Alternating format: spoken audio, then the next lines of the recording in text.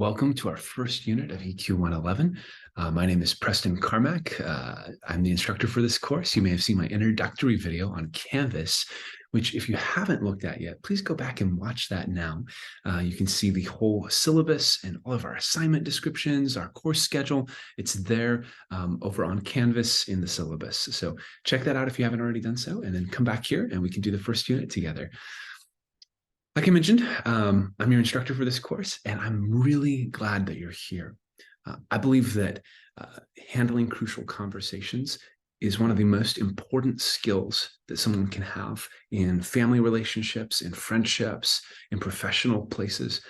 We have important conversations where a lot hinges on the outcome of those conversations that come up every day.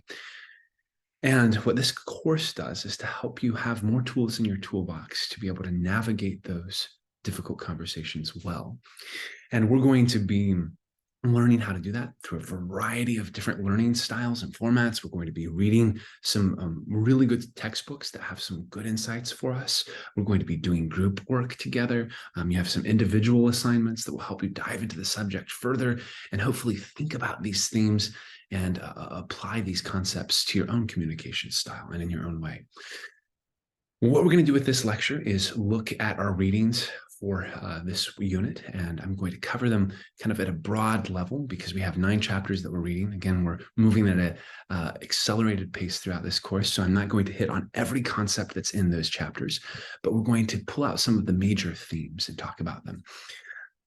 And then also, before we do that, I'm going to take you through a little bit of a reorientation with the syllabus, just looking at what to do for this week so that you get a feel for what we're doing unit by unit, especially here now that we're in the first unit. So before we go any further, let's go ahead and look back at our syllabus. I want to share my screen with you so you can see this. All right, I hope you can see that okay. Is that working? Good. All right, so this is the course schedule, and this is at the bottom of your syllabus, which again is on Canvas. And what you'll see here is Monday the 19th is when this course opens up. You're watching the introductory video now. Welcome, and why good communication skills matter. Then we're moving into the rest of the week. We have Zoom office hours, another session of Zoom office hours. And then here at the end of the week, every Sunday, you have your unit assignments due for the week. So unit assignment 1, these are all due by 11:59 p.m. on Canvas, Sunday, June 25th. And you've got reading chapters 1 through 9 of Crucial Conversations, watching Unit 1 introductory video, which you're doing right now, okay? C&Qs for Unit 1, attendance and participation discussion board posts, and then your group case study, the first one of those. Now, descriptions of all these assignments are located in the syllabus. I also go over it in the introductory video that's posted on the front page of Canvas. And that's kind of it in a bundle. This happens each unit. You have your assignments that are due, and you can go through and complete those. Of course, you can always turn these in before they are due if that works better for your schedule. So anytime during the week, but they are due by Sunday at 11:59 p.m. And I will say that please try to get these in on time. And if you aren't able to, for some reason, get to me beforehand. I'm able to give extensions if necessary. If you reach out to me beforehand, I'd love to work with you. So that's just kind of a professional note, right? When life happens, and I understand that. But as much as you can, please reach out to me before something is due, and I can work with you. All right. Let's go ahead and stop screen sharing here. And I'm going to go back into our conversation for today. So this is like I mentioned, our readings that we've been going over. And we're going to just take a little bit more of a look at what it means to have a crucial conversation, and what that is. What is a crucial conversation, and how do we navigate it well according to our textbook, Crucial Conversations. So again, this is pulling from chapters 1 through 9 in our textbook. You're welcome to follow along. I've got some key terms here, but it's also going to be really conversational. And actually, as a note on my teaching style, this is one of the reasons I don't have a PowerPoint today, is because this is a more conversational sort of topic. So if we were together in person in a class, I would sit us all down, and I'd probably be sitting in a chair too, rather than lecturing. We'd have more of a conversation about this, because it's one of those topics, and this book approaches the topic this way too. It's less of a intense set of theories that you have to memorize, and it's more of a conversational sort of exploration of the topic that hopefully you can start to embody some of these principles as we talk about it. So I'm going to attempt to model that for you. In the future, we'll have more detailed kind of theoretical things, PowerPoints and all that fancy stuff. But right now, for our first lecture, think of this as a conversation. We're together, we're engaging on this, and hopefully we'll be able to do some back and forth in the discussion boards and in your case studies and those kind of interactive pieces of the unit.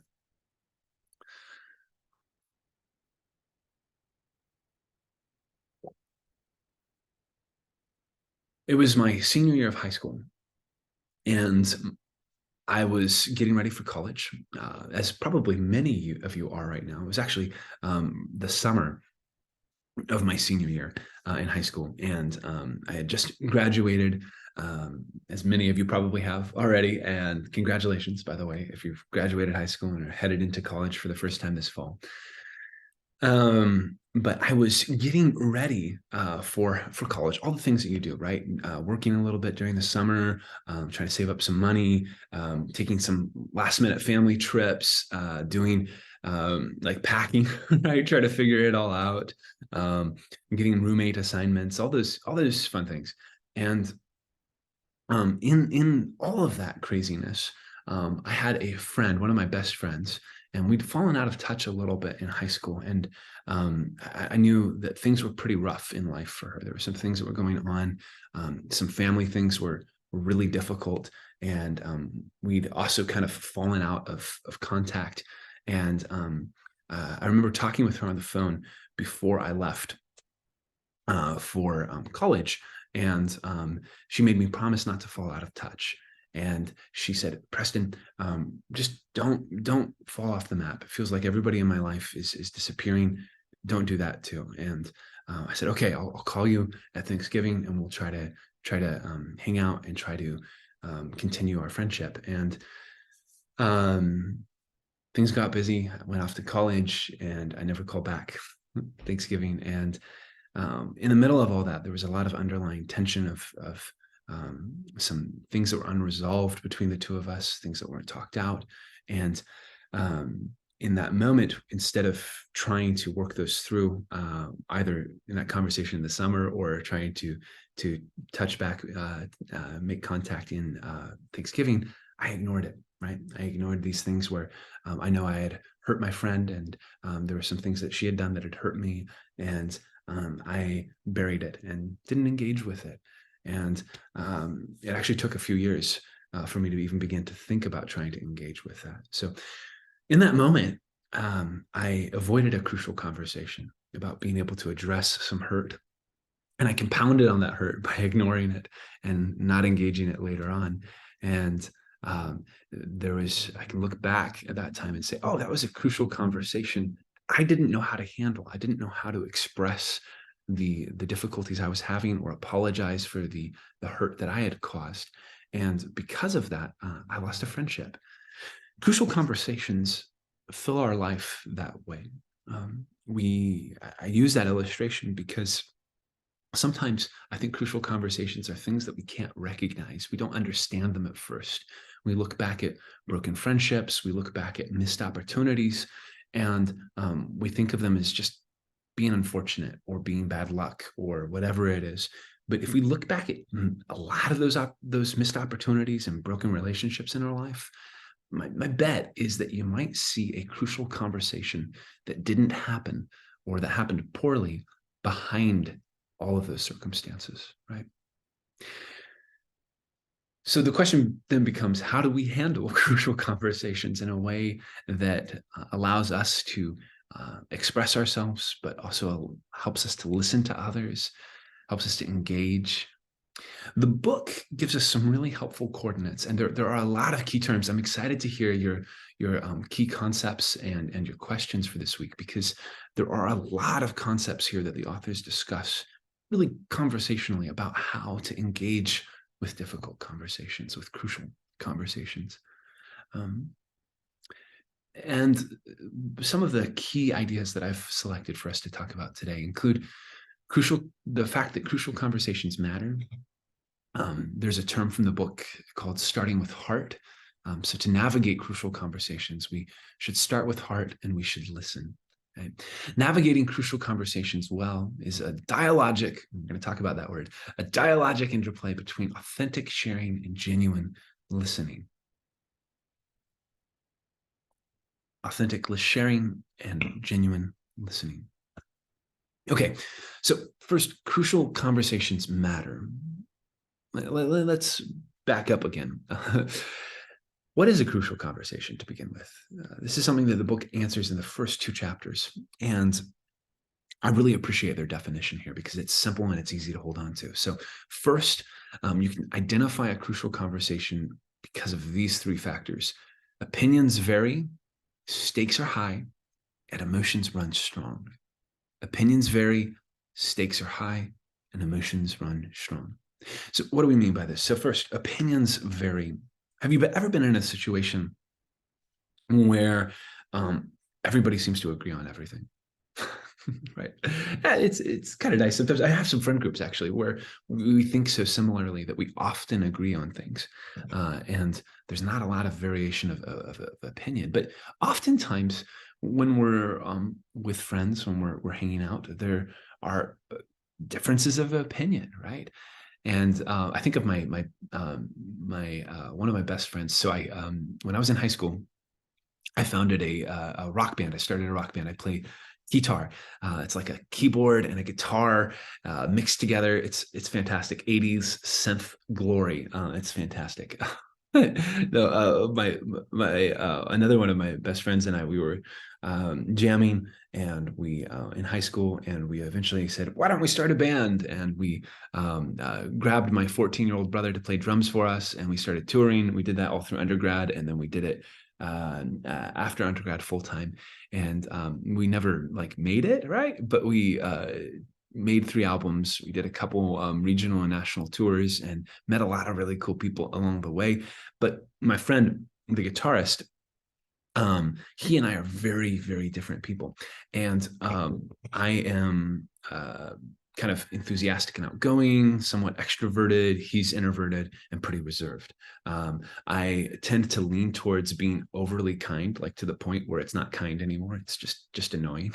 and my friend leans towards being, he's a little scary at first, right? Like he kind of barks at you, and you might see him be kind of aggressive at first. He leans one direction politically. I lean another direction politically. On religious things, he sees things one way. I see things another. Like it's like very different. Like pretty much every question, like we would answer opposite, right?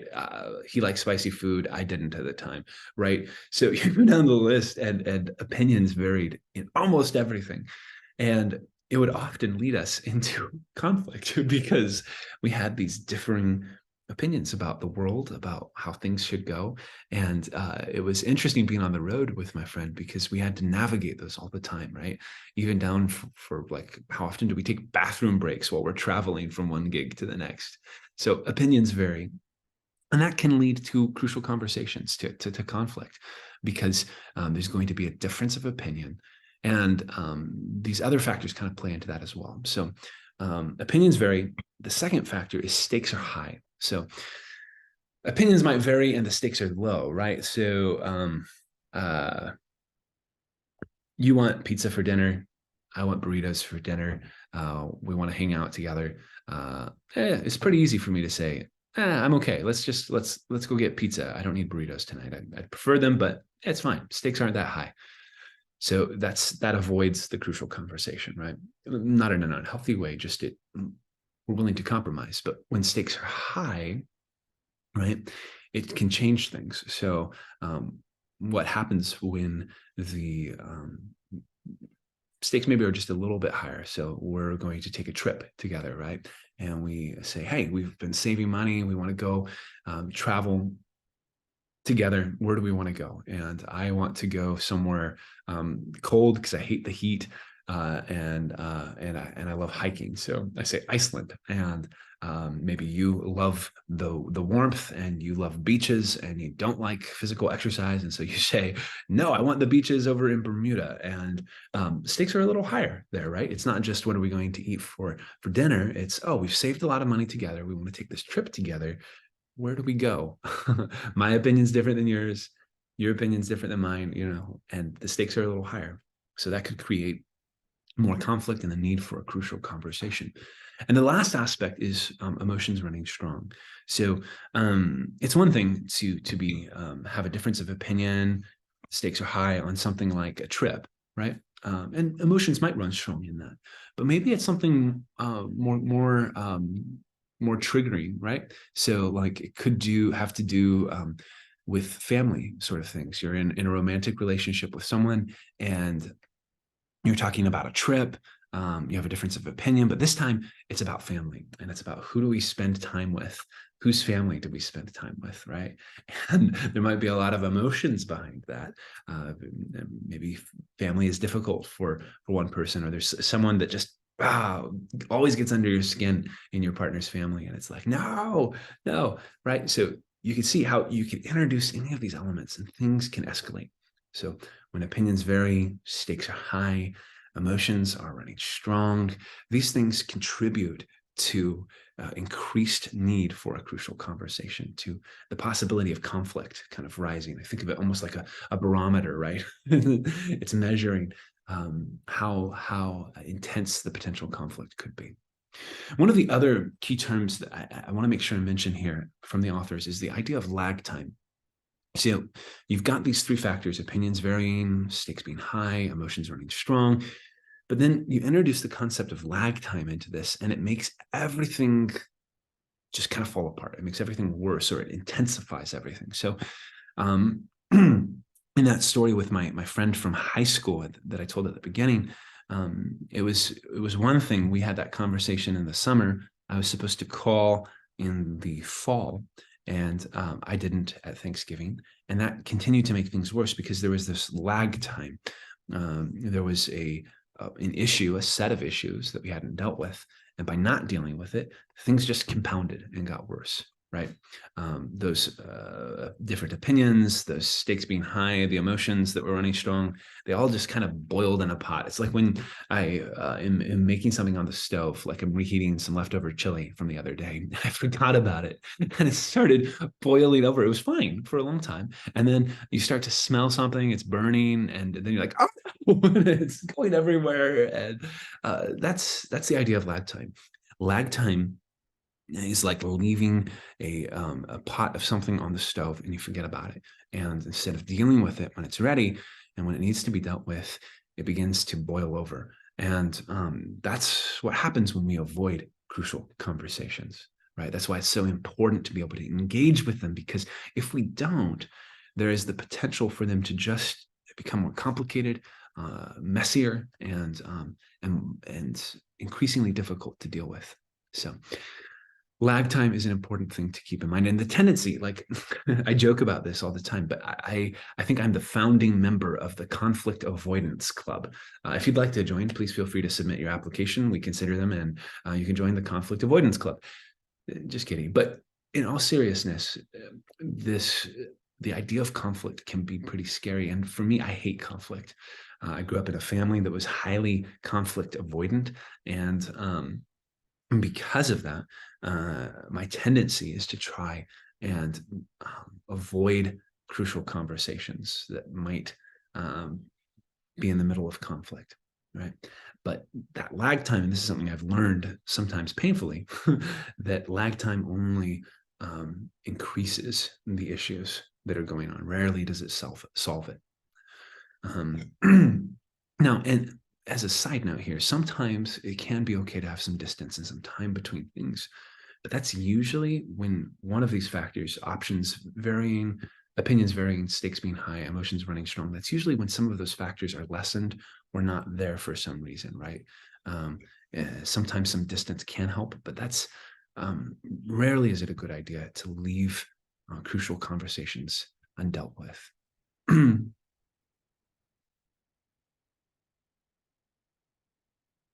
So, kind of continuing along this conversation of why crucial conversations matter, the authors start talking about dialogue and dialogue versus the fool's choice. So this is an important kind of concept in, I think it's chapter 2. And it's this idea that dialogue is an alternative to the fool's choice. So first, what is the fool's choice? The fool's choice puts you in this bind where you think you have one of two choices, right? So either first, I could speak up. So this isn't when there's a crucial conversation, when there's conflict you're in the middle of, you feel like you have only two options. I could speak up and make an enemy. And oftentimes this might be a boss, especially in a workplace sort of thing. It could be someone who has more power than you do. It could be a parent, some sort of situation where you feel like the stakes are pretty high because of that. So if I speak up, I'll make an enemy, I'll make someone mad at me. And then two, I could instead suffer in silence, right? So that's the fool's choice. Either I speak up and make an enemy, or I suffer in silence. I've only got these two options. And the authors would say, actually, there is a third option here. You don't have to make the fool's choice. Dialogue is the third option. So what is dialogue? The authors go on to talk about dialogue as being this clear communication, this honest flow of information between people. And it takes a lot of different factors, actually. So it takes a willingness to engage in a way that it takes a willingness to engage that does not kind of beat around the bush. It does not play games. It's really straightforward, dialogue is. And it also leaves room for the other person, right? So you've probably heard the word dialogue at times, and it's actually a specific set of study in communication theory. So EQ 111 is an introductory course, but my discipline, my background is in communication. And if you have a chance to check out the Department of Communication and Rhetorical Studies at Duquesne when you get there in the fall, please do. We're a bunch of zany kind of wild people who love communication, and you'll see us going around talking about fun ideas and everything from IMC, integrated marketing communication, to interpersonal communication, to we have a speech and debate team that's really good at what they do. Might be an opportunity to join that if you're interested in it. But the idea in communication of dialogue is that when we make space for the other person to genuinely express themselves, and we respond with listening and by genuinely expressing ourselves, there's just room for dialogue. And what the authors are getting at is that dialogue allows each person involved in a crucial conversation to add to what they call the pool of shared meaning. And it's this idea, the pool of shared meaning is that we operate from a shared sort of well where we've contributed meaning to it in our relationships, right? So I think of my relationship with my dad. We have a pool of shared meaning between us. Everything from conversations that we've had over the years to he wrote a letter for me when I was 11, and he just identified all the things that he saw in me, that he loved, and that he was proud of. And I feel really lucky to have had a dad who was willing to say those things and capable of saying those things. And that letter is a part of our pool of shared meaning, right? It's something that I still remember and I still have today in my 30s. And that's a part of our pool of shared meaning. I think of friends that I have where I have inside jokes, right? And I can say one of our inside jokes and then they'll know what I'm getting at, but nobody else does, right? That's a really kind of straightforward example of a pool of shared meaning. You have these jokes, these things that you would have had to have been there to understand it, but we share it in common, right? So what are those things that have been put into the relational pool of shared meaning? It could be a lot of different things. but understanding that's important, and it's important to take care of, because there can be some negative things, some toxic things in that shared meaning that you have to deal with. There's a figure named Martin Buber who's really important in communication studies and in philosophy in general. And Martin Buber is a fascinating character. He was a Jewish thinker, intellectual, former Zionist, and he lived in the early 1900s was when he was born. I think actually the late 1800s was when he was born, but he was doing a lot of his writing in the 1900s. And he was in Europe at first, and then he immigrated to what was Palestine at the time. And he, in his later years, worked towards trying to facilitate reconciliation between the Zionists, the Israelis, and the Palestinians. And when he died, he was honored by both people groups. It was a fascinating story. But his big idea was dialogue and how to make room for dialogue. And his big thought here is that you can't force dialogue. You can't force someone else to contribute genuinely to the pool of shared meaning, to be open, to be honest. It has to be an invitation. And if you try to force it, it's not dialogue anymore. And so there's this recognition that we have to kind of hold dialogue with open hands. We can work towards it, but we can't force someone else to participate in dialogue, right? As a note, we'll be contributing to the pool of shared meaning regardless of whether we engage in dialogue, because that's just what happens. Even if we're kind of engaging in negative communication behavior, that gets added to the pool of shared meaning. The good news is that dialogue skills are learnable. These are not things that you're just born with or not born with, right?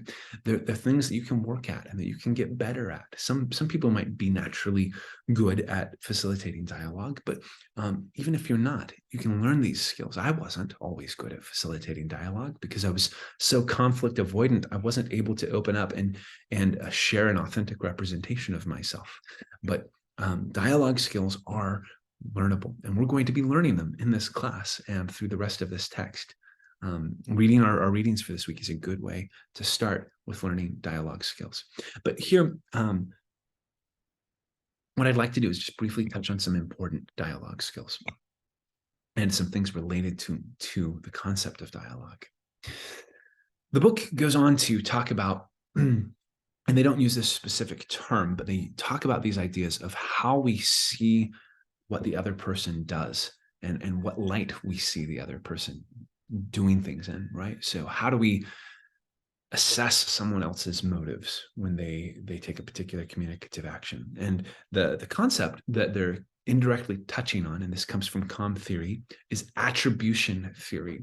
So attribution theory is a theory that looks at how we assign meaning to what other people do, right? So I am I'm driving in my car in the morning, it's rush hour, somebody cuts me off in traffic, and I immediately think, oh, they're a jerk. How could they do that? They must be a mean person. And I get all grumpy, and maybe I honk my horn. And I get really negative, and I think that they do it because they're a horrible person, right? What I've done is I've attributed a motive for the action. It's a really simplistic motive, but it's just thinking, oh, they're a horrible person, right? Now, if you start thinking about it, we tend to do this in every interaction we have, right? Not always thinking that someone's a jerk, but we assign motives to people's actions, right? Maybe a friend misses an appointment that you set up. You were going to go get coffee together or something, and they're a no-show. And what do you think? I know for me, I think, oh, they must not like me. They must think I'm not worth hanging out with, right? I assign a motive to the action, right? And I have no idea if that's the real motive or not. It's likely not, actually, because likely what they're doing is they're running late, or they forgot about it, or 100 other things that happen to me, and I do the same thing sometimes, right? So this is something to be aware of: is attribution theory. How do we assign motives to what people do? And one thing that's important about attribution theory, and this is known as the fundamental flaw in our attribution theory, is that we tend to assign motives to other people's actions that are internally based. So, for example, when someone cuts me off in traffic, I think I assign a motive to them that's a character flaw, right? Like they did that because they're a bad person, because they're a jerk, because they're careless, or they're lazy, or they're mean, or right. Those are all character attributes, right? I think they did it because it's inherent inside of them. And then for myself, though, like start thinking about the meanings that you assign to your actions, right? I'm late to work. It's not because I'm mean or lazy. It's because my alarm didn't go off, and I had no control over that. Right? My phone died in the middle of the night, and I never got my alarm. It's not my fault. Do you see that? So when someone else is doing something, it's internally motivated. It's because of something inside of them. When I do something, especially something that's not good, or it's I failed to do something, it's not my fault. It's not internally caused. It's external, right? I had no control over it. And so what attribution theory does is explaining how we often see the world. We assign blame to others. They're inherently to blame for their actions, whereas I'm not to blame for my actions. I didn't cause that. Do you see that fundamental flaw? And so if we can kind of be aware of that and begin to kind of bracket that, and either catch ourselves when we're making assumptions and attributions about someone's motives that are problematic, because that can just fuel a conflict, right? You could probably see if I'm thinking someone's a jerk for everything they do, or a bad person, it's not going to help our conversation. So either kind of bracketing that, or there's this idea of gracious attribution. And I try to practice this sometimes. When someone cuts me off in traffic, when someone's done something wrong, and I have no idea why they did it, I can't fully know their motives. I think of all the things that I could use to attribute a motive to their action, right? So mean person, these other things. But then I think of some external ones. Maybe they're late to work, and they'll be fired if they don't get there on time. Maybe they learned that their mom or dad is in the hospital and they need to get there right away. Or there's 100 other reasons that would seem justified. I mean, it's not good to cut someone off in traffic, but I could understand that I could select to attribute meaning. And so I'll kind of mentally go through those, and I'll select one that allows me to have the most grace for the person's actions, to put myself in their shoes and say, oh, well, if this was happening to me, I might do the same thing, right? And that's gracious attribution, because we don't know the reason and the meaning for someone's actions, but maybe selecting the most gracious one can help us to have a better attitude, to help us to be able to, even especially in interpersonal relationships, begin to be able to work on a constructive solution to the problem, right? So kind of an interesting way of looking at things. And that leads us to this idea in the book of starting work on me first. When I come into a problem, rather than pointing the finger at the other person and wishing that they would change everything, it's about taking responsibility and starting the work on myself before I try to change the other person, right? And what the authors kind of encourage us to do is focus on what you really want. So when you go into a communicative encounter, you're going into a crucial conversation, and you know you have to deal with things. Fix in your mind, what is it that I want to get out of this? Am I looking for resolution over a particular issue? Am I trying to figure something out? Keep that in mind, because so often in crucial conversations, things can wander and we can lose sight of why we're actually engaging in the issue in the first place. So, and as we're doing that, not looking for either or, so either you get your way or I get my way, right? But let's look for an and. How do we compromise in a way that allows all the parties in a dialogue to be able to contribute to the shared pool of meaning, and to be able to get what they need out of the exchange, and to move on in a healthy way. And finally, this idea, so starting with heart, but also listening. Quality listening is so rare in our world. So often I find myself engaging in distracted listening, where I'm talking with someone. This happened the other day, where I was talking with my wife, and she was sharing something with me, and I had my phone open, I had my computer open, and I was typing an email and getting notifications and trying to listen at the same time. And it was this distracted listening. And finally, I think I was like, oh no, I'm not actually listening to what you're saying. I had to shut my computer, turn off my phone, and focus, right? So we often don't engage in quality listening. And quality listening is characterized by being able to hear what's being said, right? Being able to engage with that, and then providing feedback throughout the listening, right? Real specific feedback, like to demonstrate that we understand, that we're hearing, that we're engaged, right? And that has a lot to do with safety. So safety is talked about in this book, of being able to create spaces that are safe for crucial conversations. And a large part of that is listening, right? And another piece of that the authors bring up is this idea of committing to seek mutual purpose. So maybe have you ever worked with someone that you didn't like, and that maybe didn't like you? I have. I work with people like that all the time. I mean, I don't mean that in a bad way, but like, just in reality, we're not going to be best friends forever with everyone we meet, right? We are going to have to work with people, going to have family members probably who we don't really like, right? We don't have a lot in common with. We don't feel like we get along well, right? But how do you do life with or work with people who you don't like? And this idea of committing to seek mutual purpose together is a really good way of navigating that, right? So in a workplace setting, I can work with people I don't like because we have something to come around together. We have a common center that we can come around.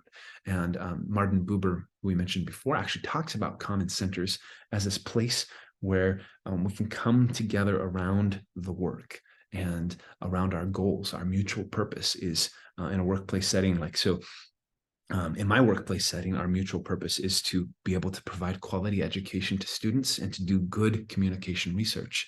And I can do that with a colleague, whether I like them or not, right?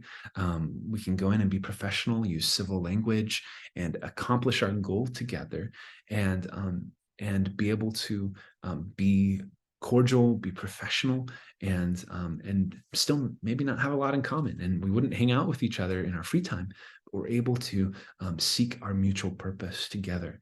And that's one way of being able to navigate relationships and communication with difficult people.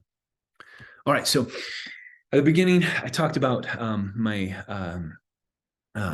crucial conversation with my friend that never happened, right? And in the summer before college started, and I didn't reach back out in November. It was my senior year of college, so fast forward 4 years, where I finally decided to do something about this relationship, and I reached back out to my friend, and we had a meeting, we talked, and I apologized for the things that had happened at that point 5 years before, right? And I finally had that crucial conversation. And you know what? She forgave me, and she apologized for the things on her end. I was able to share, we were both able to share some of the things that had caused us hurt. And we were able to move on. We exchanged letters for a little while. We occasionally still get coffee when we're in the same area. And more than anything, what that crucial conversation did was it dealt with those issues. And I remember leaving that meeting where we were able to talk and share, feeling really grateful, one, that things were resolved, but two, wishing that I had just done that earlier, right? That I had just been willing to engage in crucial conversations in the moment. And that's been something I've carried with me since then, of when there is a crucial conversation that needs to happen, learning to deal with it in real time, with kindness, with care, starting with heart, genuine listening, aiming towards dialogue. I hope that helps. If you have any questions as you go through the reading and through your assignments, please reach out to me. You'll see everything on Canvas. You have your group assignments for the case study already posted, and you'll also see your article assignments. If there's anything else that's either confusing or you need clarification on, please reach out. All right, have a good week, and we'll see you for our next lecture.